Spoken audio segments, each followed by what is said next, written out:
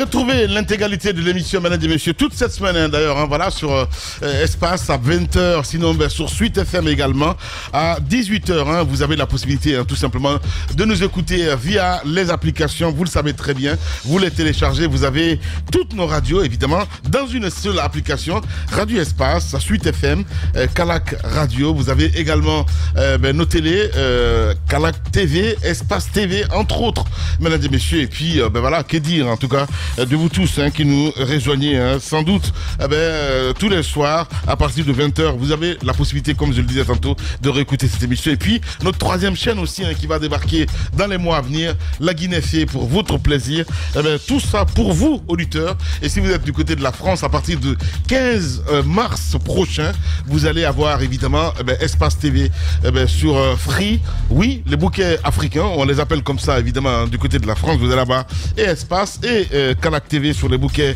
africains. Donc si vous êtes abonné Free ou bien vous êtes chez SFR ou chez Bouygues, voilà, vous avez donc la possibilité de nous suivre de ce côté, mesdames et messieurs, du côté de la France, indépendant de Canal Afrique, Canal Plus Afrique. Voilà, c'est bien ça. Voilà, c'est Canal Plus International. Tu annonces ça encore. Qu'est-ce que tu veux, j'annonce ça encore. Ils n'ont qu'à écrire aussi. Une mise en demeure. On va te voir encore avec deux blancs sur Facebook. Il est encore parti là-bas. Il faut le donner la tête, il faut le tourner la tête en fait. Tu vois ce que je veux dire? On nous prend ici, on sort de l'autre côté, donc rien à faire. Je peux parler? Oui, non, tu peux pas parler. Que de parler? Non, tu peux pas. Ne parle pas. Attends d'abord. D'accord.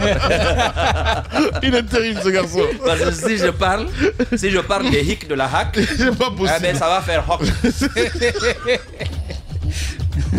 Allez, on va reprendre nos esprits évidemment. Allez, Ibrahim, bonjour mon cher ami et merci de nous rejoindre dans cette émission. Merci beaucoup. Bonjour à toute l'équipe. Bonjour. Ouais. Dis-moi, notre invité avec nous ce matin, Ibrahim Diallo, le directeur des opérations des FNDC. Oui, Ibrahim, avant de parler de ce qui va se faire, puisqu'il faut se réinventer et tout, on a constaté ces derniers temps, je dirais pas un silence assourdissant, mais un effacement.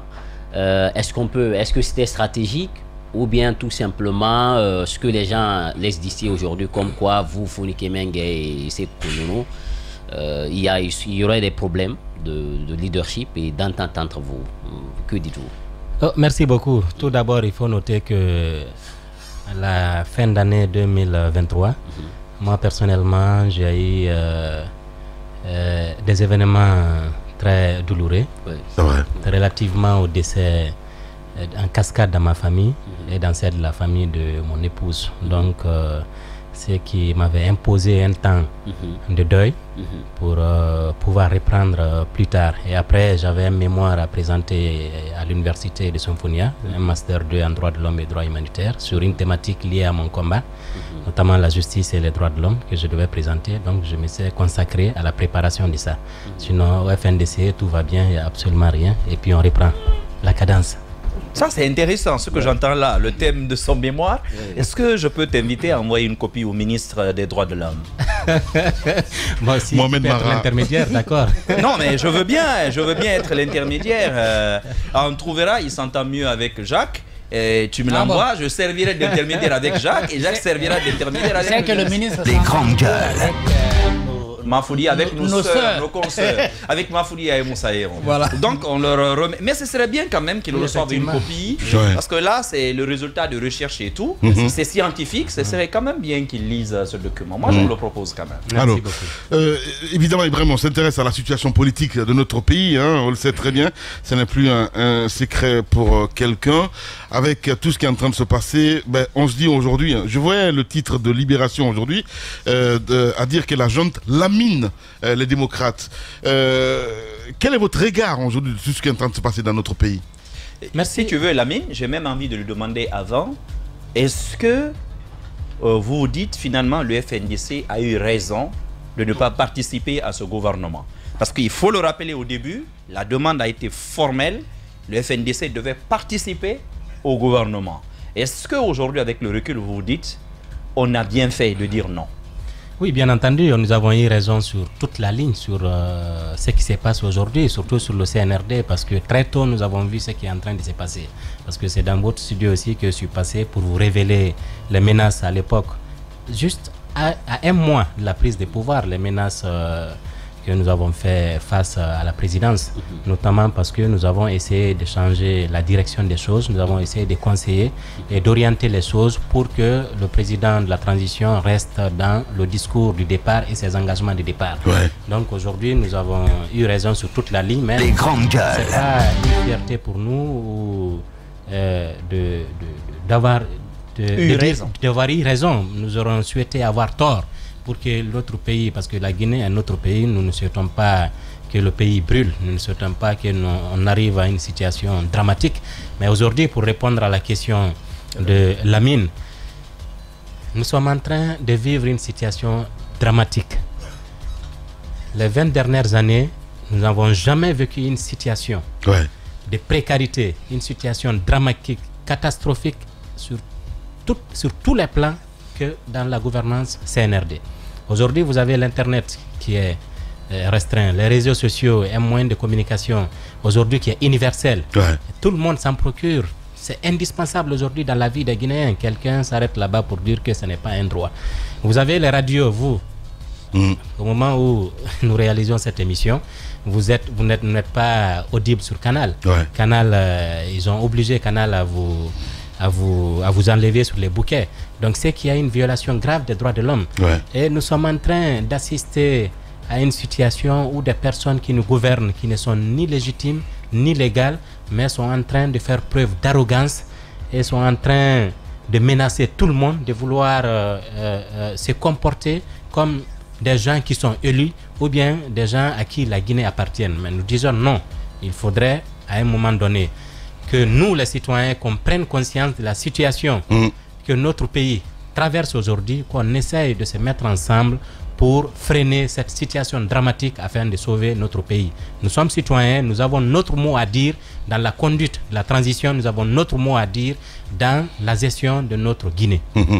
Alors, les actions justement dans ce sens-là, parce que on le sait, hein, Jacques le rappelait à l'intitulé à dire FNDC dissoute. Alors, on voit Founiqué sur les réseaux en train de mobiliser un petit peu la troupe. Qu'est-ce qui est fait dans ce sens-là?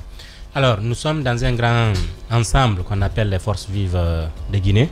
Et à un moment donné, nous avons jugé nécessaire d'observer une trêve pour les manifestations de rue afin de donner une chance au dialogue. Parce que nous avons vu des partenaires, nous avons vu des religieux, nous avons vu tout le monde. Tout le monde nous a demandé d'arrêter les manifs, donner une chance au dialogue. Les grandes gueules.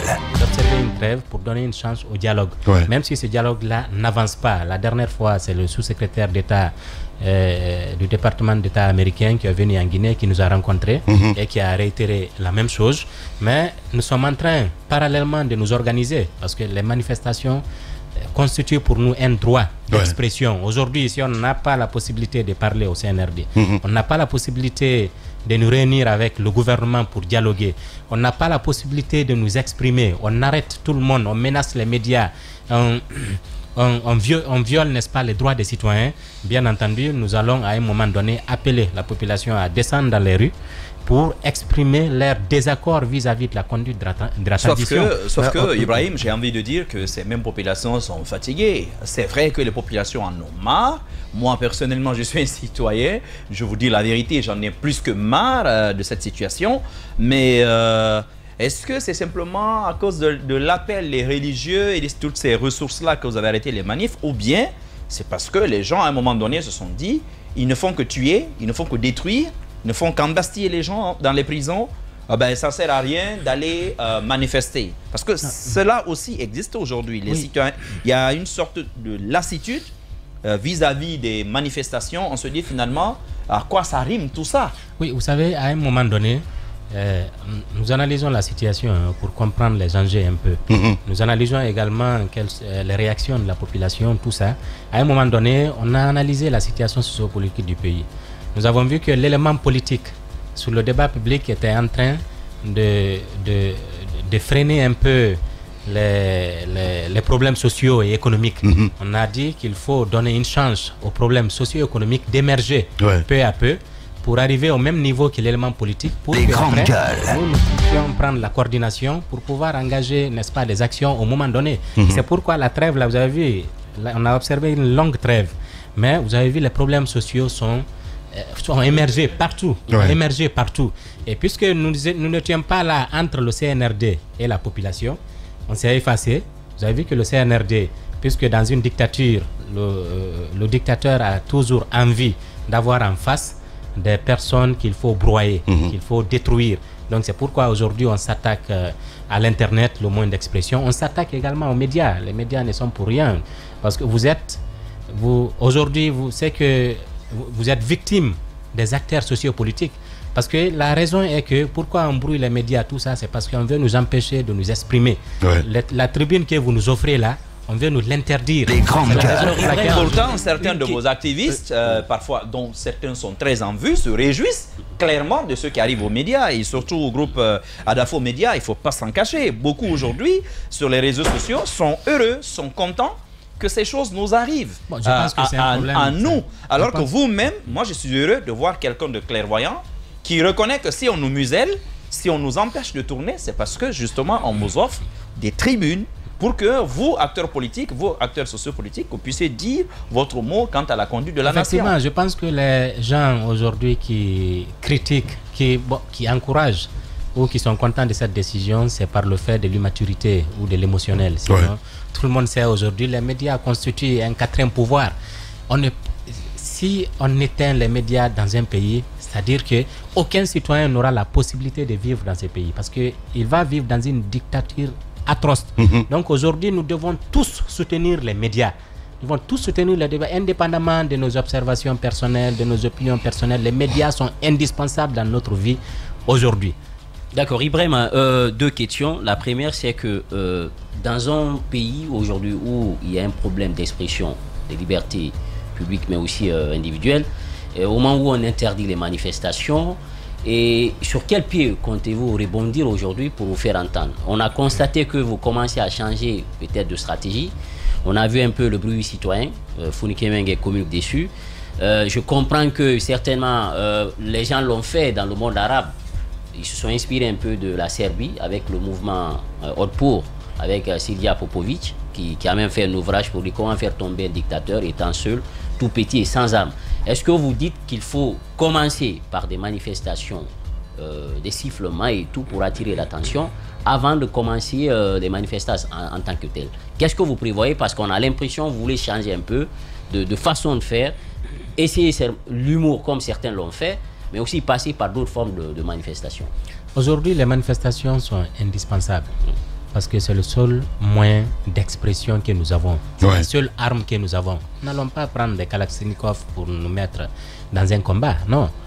C'est la seule expression que nous avons, c'est de manifester main nue pour exprimer notre désaccord vis-à-vis du CNRD. Et le CNRD devait s'en réjouir, qu'on ait l'idée de manifester, qu'on ait l'idée de nous interposer entre le CNRD et le peuple de Guinée. Parce que je vais vous dire, nous sommes en train d'avancer vers une crise dramatique, vers le chaos. Parce que je vous dis cela, si on essaye de museler toutes les forces sociopolitiques et que ces forces-là s'effacent, il reste entre le CNRD et le peuple. Je vais vous dire, s'il y a une révolte, ce sera le chaos. Et ce n'est pas le CNRD seulement qui va en pâtir, c'est le pays qui va en pâtir, c'est les générations qui vont en pâtir. Aujourd'hui, nous sommes en train de vivre dans certaines préfectures les conséquences des pillages de 2007-2008. Nous le vivons aujourd'hui, mais actuellement, on est en train d'avancer vers cette situation dramatique. Et si le CNRD ne prenne pas garde, parce qu'aujourd'hui, moi, je me pose la question, à quoi sert le CNRD finalement? À quoi sert la gouvernance du CNRD? Alors, et aujourd'hui, les gens, et c'est pourquoi il est très important de mettre un accent particulier sur ce que je vais dire là. Il ne faut jamais mettre des gens moins compétents à des responsabilités décisionnelles.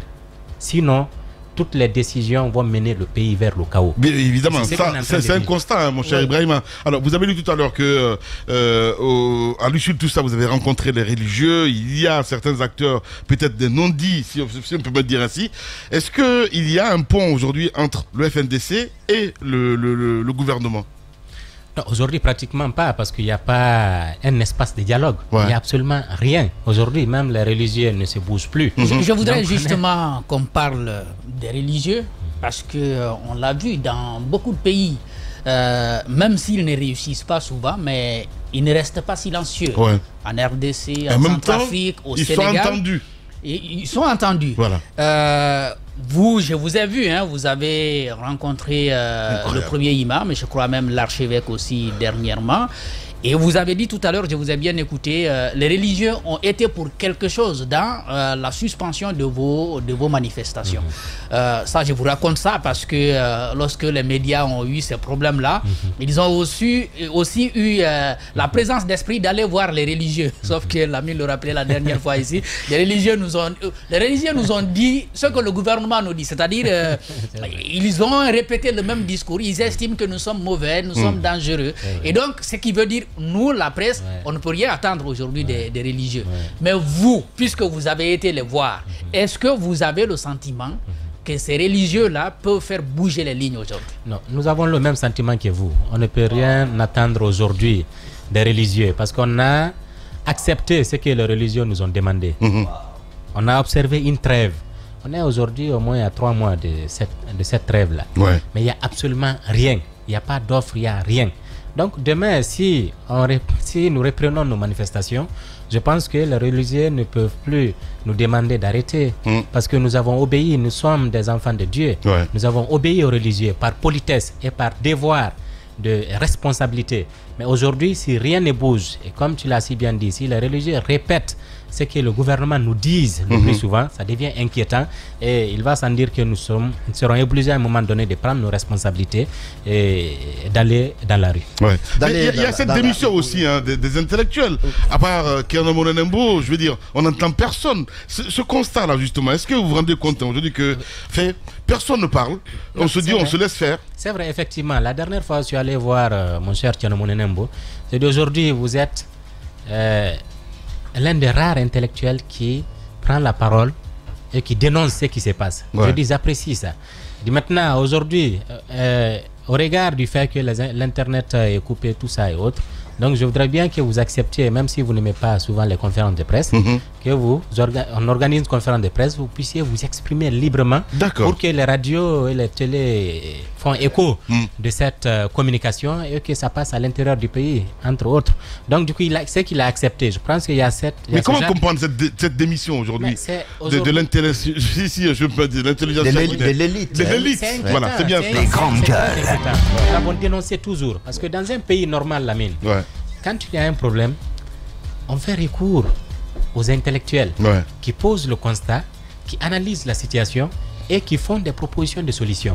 Mais dans notre pays, le constat est que les intellectuels sont beaucoup plus, pas tous les intellectuels, la majorité est beaucoup plus animée par son quotidien, comment avoir un poste de responsabilité, comment vivre sa vie, que de prendre la parole ou bien de s'investir pour pouvoir défendre les citoyens et éviter le pays le pire.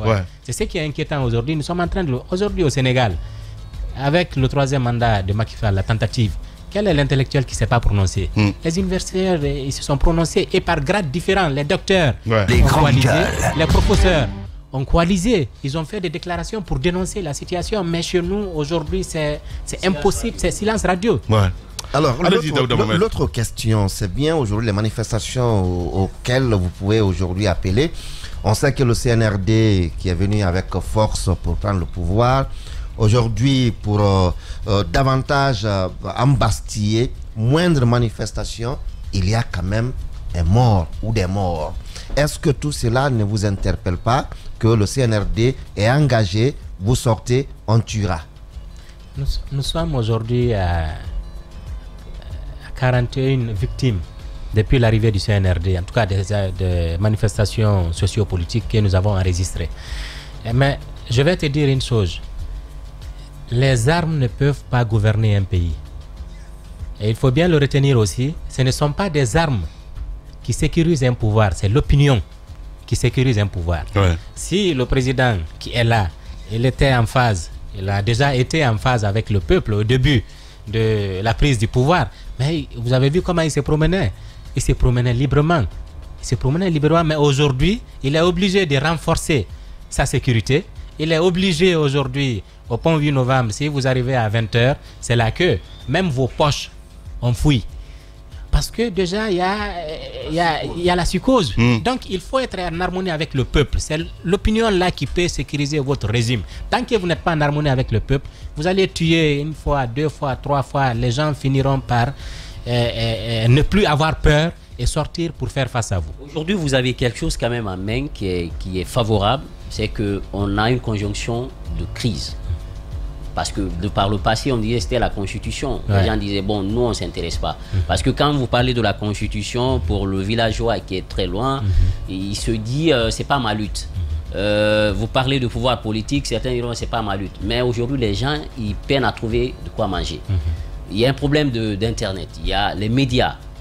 Donc, est-ce qu'aujourd'hui, le terreau, il est tellement fertile qu'il suffit juste pour vous d'avoir une bonne stratégie pour pouvoir amener le gouvernement à entendre ce langage-là? Nous sommes en train d'y travailler, bien sûr, parce que la situation arrivera à maturité, ça c'est évident. Que ce soit nous qui conduisons cette situation, ce qui est souhaitable, parce que si nous on conduit, n'est-ce pas, les manifestations, ça veut dire que c'est des manifestations organisées, avec des structures reconnues, organisées, avec des personnes reconnues et organisées aussi, qui peuvent traduire les revendications populaires au CNRD, au gouvernement.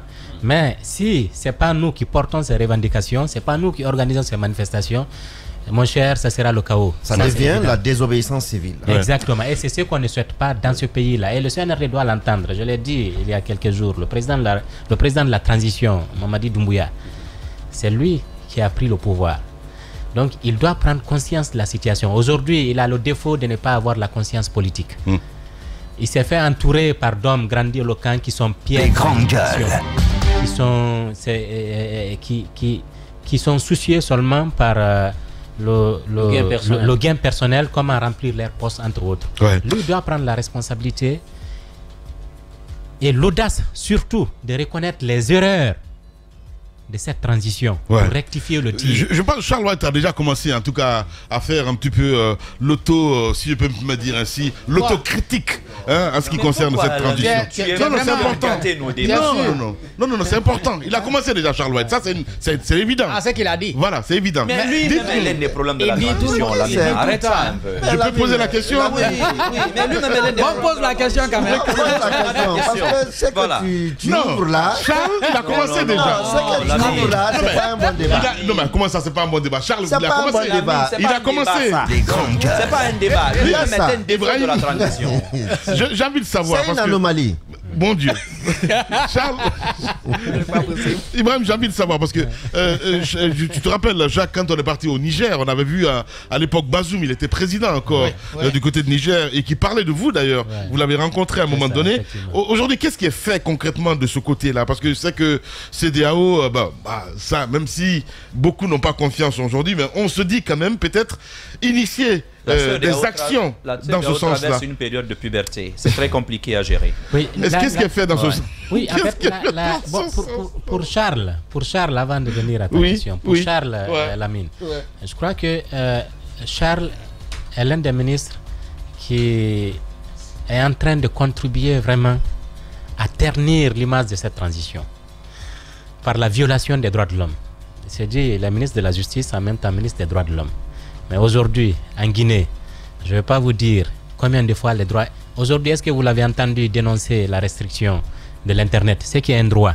Vous l'avez entendu dénoncer la répression des médias, ce qui est un droit? Aujourd'hui, il y a un journaliste qui est en prison, qui a voulu juste exprimer, n'est-ce pas, son désaccord vis-à-vis de l'État. Mais ce qui est aujourd'hui, on aurait pu le juger en flagrance. Mais aujourd'hui, on le met dans une procédure d'information, d'instruction qui va prendre 4 mois. Il peut passer 4 mois en prison sans être... Des grandes gueules. C'est très inquiétant dans notre pays. Moi qui suis là, je suis victime. Je ne peux pas sortir par l'aéroport. On m'interdit de voyager. À un moment, Charles a dit dans une radio qu'il faut que je lui fasse une lettre d'intervention en tant que ministre des droits de l'homme. Bon, je ne voulais pas le faire, bien entendu, mais mes avocats ont dit ils vont le faire. Les avocats ont envoyé la lettre, ça fait plus de 4 mois comme ça. La lettre est là-bas. Charles n'a pas réagi, absolument rien. Et jusqu'à présent, je suis interdit de sortir du territoire. Donc, ça veut dire l'injustice est devenu vraiment la boussole de cette transition aujourd'hui. Et ça, c'est un bilan négatif, à mon avis, pour le ministre Charles Rouet. Ouais. Pour revenir à votre question, la CEDEAO est aujourd'hui dans une crise profonde. J'ai compris ça. Parce que la dernière fois, en octobre, je me suis démerdé pour sortir du pays. Et quand j'ai été désigné par la société civile africaine pour aller faire des bons offices au Niger, entre la junte nigérienne et la CEDEAO, j'ai rencontré la junte nigérienne, on a eu un accord. Et puis je suis allé voir la CEDEAO, j'ai compris que même entre les chefs d'État, il y a un problème de vision, il y a un problème d'entente. C'est comme si derrière, il y a certains qui tirent un peu partout. Donc la CEDEAO, on ne peut pas compter sur la CEDEAO aujourd'hui.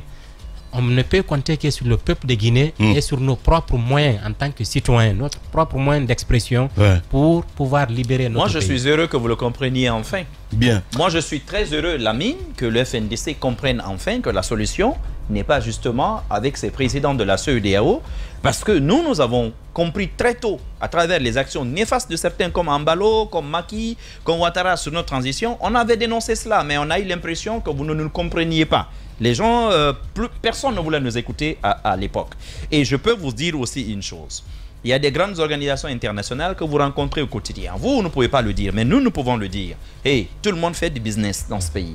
Les puissances font du business. La police que vous dénoncez, là, la gendarmerie qui frappe là, les populations, qui les embastille là, ce sont eux qui vendent les armes à ces gens. Ce sont eux qui les forment. Ce sont les instructeurs militaires de la France. Attention, c'est grave ce que tu dis. Mais non. Ce que je vais te dire, les instructeurs militaires nous viennent d'où? De ces mêmes grands pays. Bien. Les armes là ne sont pas fabriquées en Guinée. Les gaz lacrymogènes ne sont pas fabriqués en Guinée. Les nations, les États font du business. Bien. Quand nous allons intégrer cette dimension aux différentes luttes pour la démocratie dans nos États, nous allons apprendre à nous faire un peu plus confiance. Peut-être le deuxième niveau que moi je dirais, et ça aussi, je suis heureux que vous l'ayez constaté, c'est qu'aujourd'hui, vous êtes en mesure, je vois que vous prenez les choses avec beaucoup de recul, vous êtes en mesure aujourd'hui de dire, ok, chaque entité chaque composante de notre nation a ses propres tares, ses propres défauts, mais il faut aller au-delà. C'est pas parce qu'un ou deux journalistes ont pris telle position que la presse, il faut l'assassiner. Moi, je suis heureux que vous ayez compris tout ça. Je me dis que si les autres acteurs le comprennent, c'est déjà un excellent début pour chacun d'entre nous. Ce n'était qu'une opinion. Merci beaucoup, Mohamed Mara. Allez, Ibrahim, on le sait très bien, quand vous étiez avec Sanou, on le sait, comment il mobilisait la troupe et tout ce qu'il y a autour. Même de ce côté aujourd'hui, Bouscousu, personne ne parle. Qu'est-ce qui est fait dans ce sens aujourd'hui pour inciter ces intellectuels-là? Vous l'avez dit tout à l'heure, vous étiez carrément l'initiateur de cette conférence de presse, je comprends mieux aujourd'hui avec Kernan Monenembo. Mais qu'est-ce qui est fait dans ce sens, ou qu'est-ce que vous allez faire dans ce sens pour unir nos forces pour pouvoir peut-être faire revenir à la raison cette junte? Effectivement, oui. Abdraman Sanou s'exprime. La dernière fois, il a fait une lettre ouverte au président de la transition. Et il a organisé une conférence de presse pour pouvoir faire connaître le contenu de cette lettre. Donc, je suis quelqu'un toujours qui a de la conviction, qui continue de se battre pour des valeurs nobles de ce pays-là. Et par rapport à ce qui se passe, l'une des raisons de ma prise de parole aujourd'hui, c'est vraiment de lancer un appel à toutes les corporations, sans exception, d'accepter qu'on se mette ensemble, qu'on se mette ensemble pour faire face à ce qui nous unit. Ce qui nous unit aujourd'hui, c'est la crise là. C'est la Guinée. La crise là, c'est la Guinée. Donc il faut qu'on accepte aujourd'hui, au début de cette transition, quand les choses ont commencé, on a vu les prémices, tout ça et autres, nous avons pris la responsabilité en tant qu'FNDC dans les démarches de mise en place des forces vives. On est allé rencontrer les associations de presse. C'est moi qui avais conduit cette délégation. On est allé vers les associations de presse pour les rencontrer, pour demander à ce qu'aujourd'hui, pour pouvoir éviter les situations qui arrivent, il faudra qu'on se mette ensemble. La presse est un pouvoir aujourd'hui. La presse ne peut pas se mettre à côté. Et on a vu au Sénégal ce qui est en train de se passer. Évidemment. Donc, si ça ne va pas, la presse, l'opposition, la société civile, les syndicats, tout le monde se met ensemble pour regarder ça. Maintenant, après, chacun va revenir vers son corps d'origine et ses valeurs traditionnelles pour pouvoir continuer le débat de son côté. Donc, j'invite toutes les associations de presse, j'invite les syndicalistes et tout le monde à se mettre en ordre de bataille avec les forces vives de la nation pour faire face à cette situation. Sinon, notre désunion va nous faire très très mal et ça va faire très mal à notre pays. Voilà, Ibrahim Diallo, il faut le rappeler, un directeur des opérations FNDC. Il est notre invité ce matin chez les GG. On passe à cette petite rubrique. Radio Espace, Espace TV, les grandes gueules. Question à une personnalité. Question à une personnalité, évidemment, mon cher Ibrahima. C'est comme jeu de photos, mais autrement. C'est-à-dire qu'on vous montrera les photos à la télévision et vous allez, si vous avez des questions à poser à cette personnalité, vous allez le faire. Allez-y, Jacques Léo-Aleno. Si vous aviez aujourd'hui le colonel... Non, il est devenu général. Non, mais vous ne savez même pas de qui je veux parler. Sadiba Koulibaly. Si vous l'aviez en face, quelle question alliez-vous lui poser? Je vais lui poser la question, celle de savoir qu'est-ce qu'il pense de la situation aujourd'hui. Si vous aviez Alpha Condé aujourd'hui, quelle question poserez-vous à Alpha? Est-ce que si le troisième mandat était à refaire, il allait le faire? Si vous aviez aujourd'hui en face un de vos compagnons d'hier, Mori Condé aujourd'hui, ministre de l'administration du territoire et de la décentralisation, je lui demanderai tout simplement, est-ce qu'il porte encore les valeurs de la société civile? Si vous avez en face... Le micro. Si vous avez en face Mamoudou Nanyale Barry, le ministre de l'Agriculture, qui était membre du FNDC, quelle aurait été la question? Qu'est-ce qu'il pense de la situation actuelle? Ouais. Mara. Allez, on va le laisser tranquille. Non, c'est pas ça en fait. En fait, Ibrahim, depuis quand tu fais dans la langue de bois? Quand même.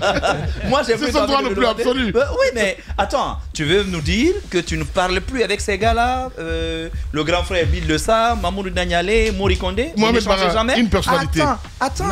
Après ça, c'est les questions bonus. Non. Les amitiés ne cessent jamais. Voilà. Les amitiés n'ont pas cessé. D'accord. Aujourd'hui, ce qu'il faut encourager dans cette transition, c'est que les gens acceptent quand même de parler, même si vous n'êtes pas d'accord. Bien. Commencez par le président de la transition. Si vous aviez aujourd'hui en face le professeur Zogbelemou, j'allais lui demander qu'est-ce qu'il pense encore de son article 51. Sacré Ibrahim, c'est incroyable. Si vous aviez en face aujourd'hui Ousmane Gawal Diallo, j'allais poser la question à Ousmane Diallo, est-ce qu'il connaît la notion du miroir? Du miroir? Ouais. Ok. Est-ce qu'on peut en savoir davantage? Allez, non. Vous savez, le miroir, c'est ça le miroir, Alpha l'a enseigné Bien. ici. Allez. Vous restez avec nous. Nous continuons avec cette autre rubrique. Radio Espace, Espace TV, les grandes gueules. Le jeu des photos. Que pensez-vous? Que reflète une personnalité? Allez, on y va, Jacques Léo-Aleno. Ah oui, allez-y, Mohamed Mara. Ousmane Gawal Diallo. Ousmane Gawal Diallo, pour moi, est un espoir raté. Un espoir raté.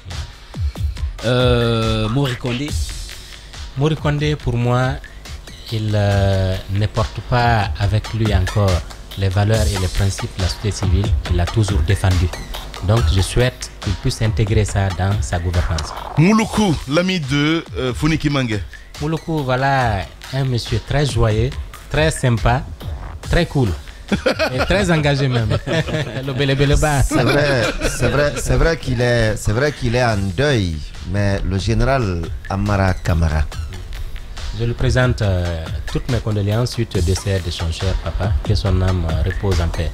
Je trouve que le général Amara a quand je le vois, je vois le complexe de supériorité. Et ce qui est très mauvais dans la conduite d'une responsabilité. Il faudrait vraiment qu'il cherche raison garder pour que ses discours correspondent vraiment aux émotions du moment. Djiba Diakité. Je ne le connais pas beaucoup, mais j'ai vu que c'est lui qui était en train de travailler sur le projet Simandou. Et je voudrais prendre bien connaissance de ce contrat-là avant de juger l'homme. Docteur Makale Traoré. Docteur Makale Traoré, je pense qu'elle n'aurait pas dû se mettre dans un processus qui pouvait affecter sa crédibilité. C'est une grande dame qu'on connaît, qui est intellectuelle. Mais l'intellectuel est amené à constater, à analyser les choses. L'intellectuel ne rentre pas dans quelque chose sans avoir analysé, sans savoir qu'il a toutes les armes possibles pour pouvoir obtenir un résultat. Je crois qu'elle s'est engagée dans une dynamique avec le CNRD et finalement qui n'a pas marché parce que ce dialogue-là, personne n'en parle maintenant. Le dialogue a été conclu avec des acteurs qui ne sont pas les vrais acteurs qui sont en opposition avec le CNRD. L'éléphant arrivé avec le pied cassé. Ok, Charles. Le ministre Charles, voilà un bon juge qui a fait vraiment ses preuves, qui avait le courage de ses décisions. Mais lorsqu'il a été procureur, bien entendu, procureur, je peux comprendre parce qu'il reçoit des instructions, tout ça. Donc, quand vous voyez un procureur agir d'une certaine manière, il ne faudrait pas l'en vouloir trop parce qu'il reçoit des instructions de son chef. Ouais. Mais en tant que ministre, une fonction politique, et avec tout ce qui se passe aujourd'hui, lui-même, il tire sur la justice. Ouais. Donc, est-ce qu'on peut, on peut l'accorder une note positive? Pas du tout. C'est lui qui est le chef de la justice. Ouais. Donc, s'il tire sur la justice, c'est que la première personne qui est mauvaise, c'est lui. Sidi Suleiman Ndiaye. Sidi Suleiman Ndiaye, je crois qu'aujourd'hui, partout où il est aujourd'hui, je crois qu'il devrait, s'il réfléchit, il devrait regretter ses actes. Il devrait vraiment avoir à conscience qu'on ne peut pas faire du n'importe quoi et n'importe comment. Bien. Et que pour rentrer dans l'histoire, il faut être dans l'esprit de la loi si on est magistrat. Bien. D'accord. Le président de la HAC, Yassine Diallo. Le président de la HAC, je pense que c'est une icône de la presse guinéenne qui s'est illustrée par le passé. Mais aujourd'hui, j'ai l'impression qu'il se laisse diriger par l'effet d'un chantage. Parce que j'ai vu au début de la transition, on avait sorti un dossier de corruption à la HAC où on avait dit, l'agence judiciaire avait dit qu'il allait être poursuivi. Mais aujourd'hui, si je vois ces décisions, je crois que toutes les décisions récemment que Yassine est en train de prendre sont des décisions qui sont liberticides, qui sont entachées d'irrégularités et qui condamnent son passé. Ouais. Ce qui n'est pas bien. Allez-y, Mohamed Mara, dernière personnalité.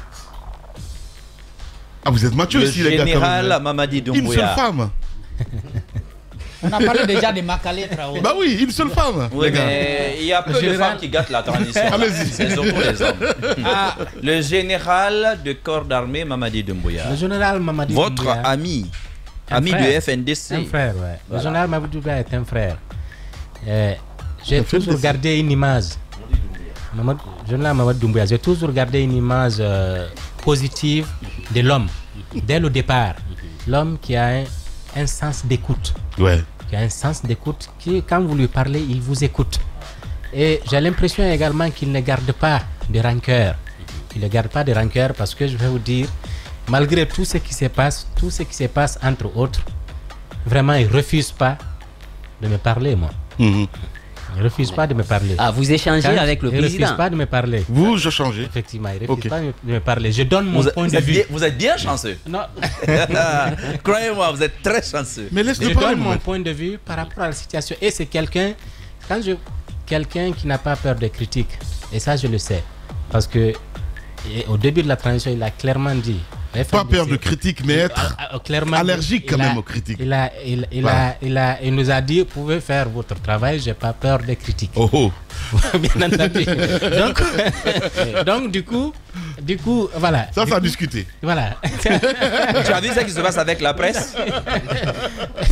Maintenant, aujourd'hui, comme je l'ai dit dans une tribune que j'ai publiée il y a 2 jours, c'est que peut-être sans se rendre compte, il s'est fait entourer par des personnes qui ne pensent pas à la Guinée, qui ne pensent qu'à leur intérêt et qui ne font émerger que des discours démagogiques. Et j'ai l'impression qu'on lui fait croire aujourd'hui que toute la Guinée est avec lui. Ouais, et qu'il est le plus populaire. Il est jeune quand même. Mais c'est vrai, moi, il est jeune quand même. Mais c'est vrai, moi, en arrivant à Conakry, j'ai vu ses affiches partout, que la Guinée est avec lui. Mais vous voyez aujourd'hui, donc ça, et je pense qu'il doit prendre. Je pense qu'il doit prendre la responsabilité. Je pense qu'il doit prendre la responsabilité aujourd'hui pour rectifier cette transition. Bien. Il doit avoir l'audace là, il doit avoir ce courage de rectifier la transition parce que c'est lui qui sera responsable du bien de cette transition et il sera également responsable du mal de cette transition. Voilà. Alors Ibrahim Diallo, rapidement, juste une exception, un souvenir. Qu'est-ce que le nom Sarkozy te rappelle? Nicolas Sarkozy. Ça, c'est Djiba. Non, il sait de quoi je parle. Ça, c'est un souvenir du lycée.